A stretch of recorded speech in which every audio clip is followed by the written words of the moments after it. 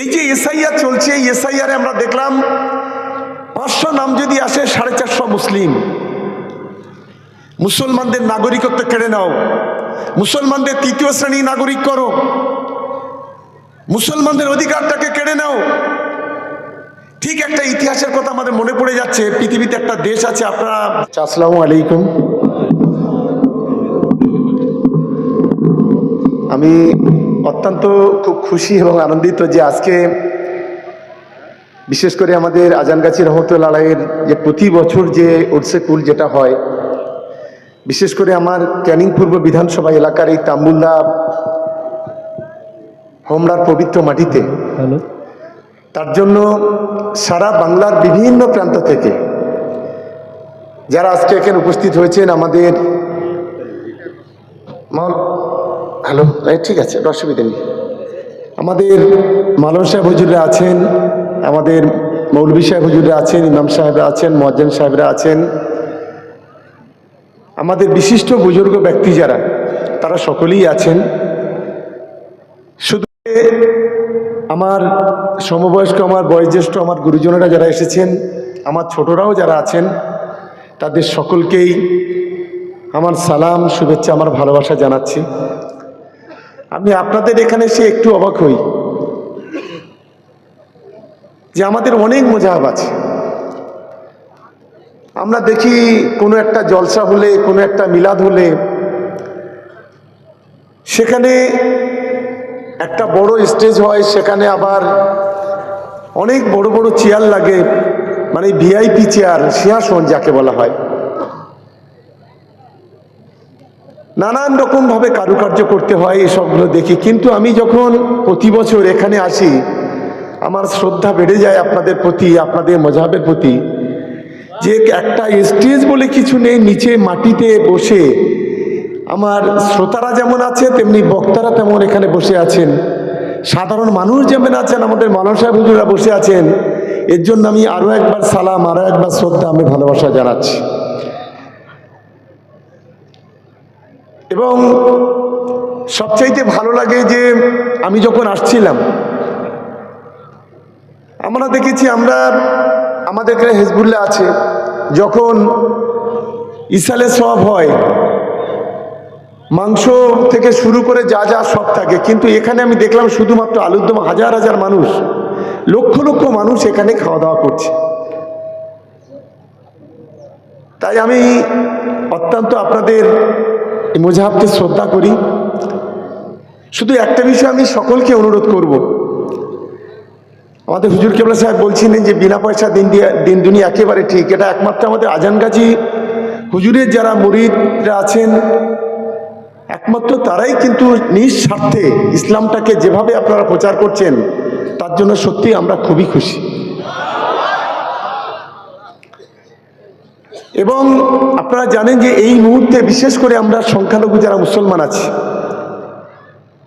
শুধু পশ্চিমবাংলা নয়, গোটা ভারতবর্ষে একটা কঠিন পরিবেশ পরিস্থিতির মধ্য দিয়ে আমাদের জীবন যাপন করতে হচ্ছে।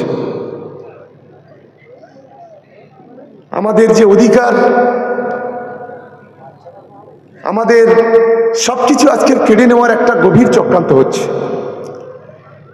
দেখে দেখে সংখ্যালঘু সমাজের উপরে এই যে বর্বরোচিত আক্রমণ, স্বাধীন ভারতের ইতিহাসে আমরা কখনো দেখিনি।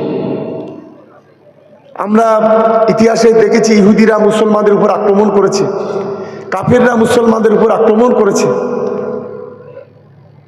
কিন্তু আজকে ভারতবর্ষের বুকে আজকের একদল কাফের মুনাফেক, তারা যেভাবে আমাদের মুসলমান সমাজের উপর আক্রমণ করছে,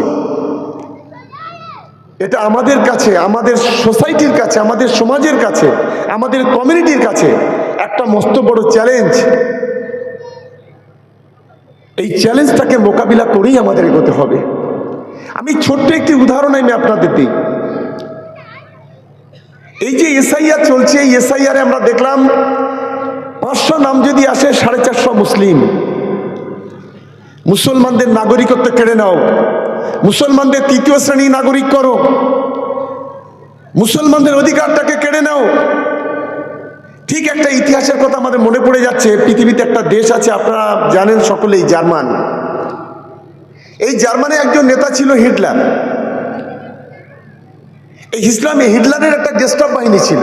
এদের উদ্দেশ্য কি ছিল? যে জার্মান জাতিসত্তাকে তুলে ধরার জন্য এই গেস্টাপ বাহিনী দ্বারা সেখানকার ইহুদিকে ধরে নিয়ে এসো, তারপরে ডিটেনশন ক্যাম্পের মতো ক্যাম্প তৈরি করে সেখানে রাখতো। 7 দিন 10 দিন 15 দিনের মধ্যে তাদেরকে গুলি করে মেরে দিত।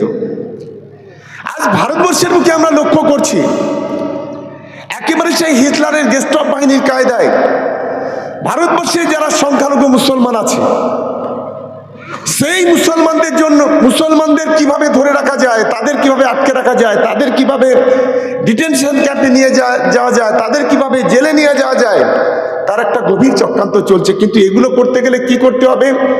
প্রথমে তাদের ভারতবর্ষের মুসলমানদের নাগরিকত্বটা কেড়ে নিতে হবে। নাগরিকত্ব না কেড়ে নিলে এই কাজগুলো করা যাবে না। তাই আজকের অনেক চক্রান্ত, অনেক ষড়যন্ত্র করে আজকে সংখ্যালঘু মুসলমানদের উপরে যে বর্বরোচিত আক্রমণ, আমি আমার সমস্ত মুসলমান ভাই সারা বাংলা সহ গোটা দেশে যারা আছে তাদেরকে বলবো, সকলে মিলে আমাদের সজাগ হতে হবে, সতর্ক হতে হবে, ঐক্যবদ্ধ হতে হবে। এবং আজকে যেভাবে ইহুদি কাফিরেরা মুসলমানের উপর আক্রমণ করছে, আজকের ভারতবর্ষের একটা অংশের RSS বজরং দল আজ তারা সংখ্যালঘু মুসলমানদের উপরে এই ধরনের নারকীয় তাণ্ডব চালাতে চাইছে। আমি মনে করি, আচ্ছা একটা জিনিস দেখুন তো, আপনারা এখানে যারাই বসে আছেন, আমাদের আগের প্রজন্ম যারা, কারোর 6টা 7টা 8টা 10টা 12টা ছেলে মেয়ে, তাদের প্রত্যেকের বাড়িতে নোটিশ চলে এসছে। এক ভয়ঙ্কর পরিস্থিতি।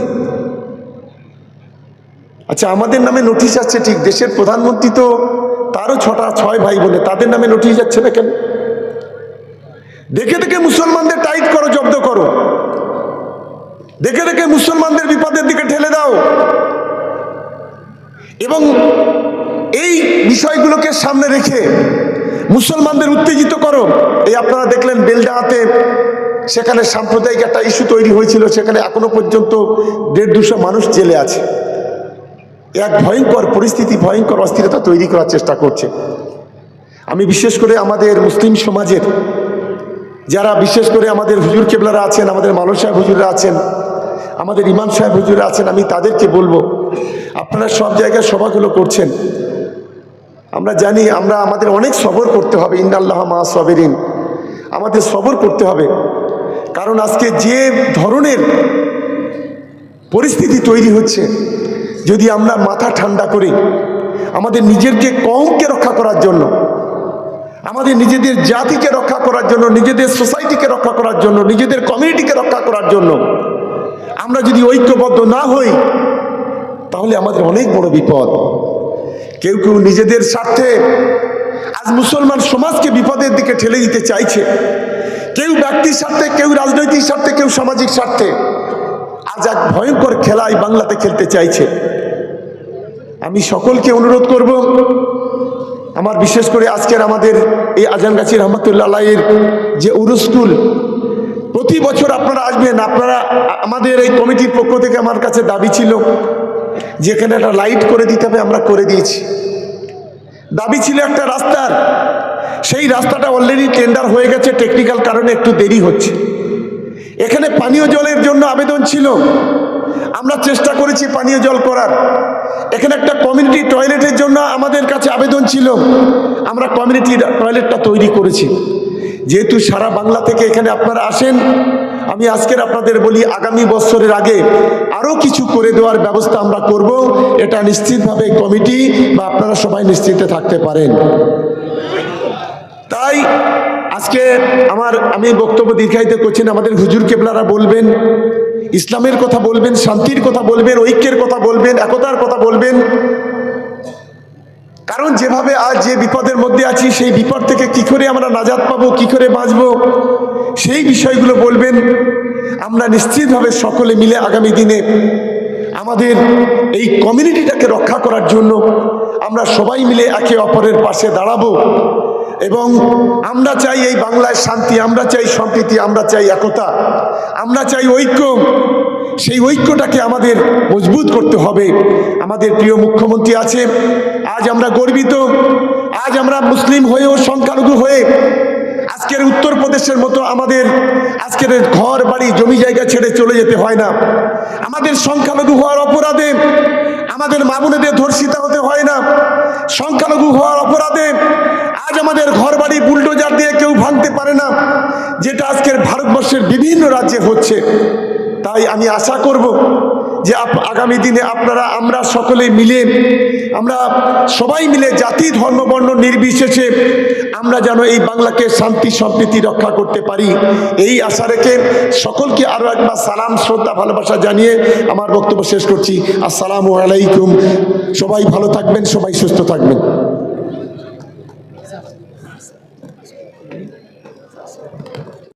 দোয়া করবেন সবাই আমাদের জন্য। ঠিক আছে, ঠিক আছে।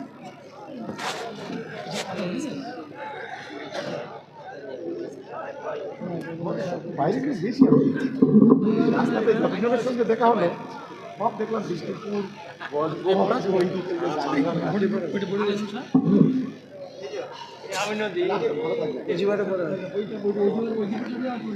সব দেওয়া হয়েছে।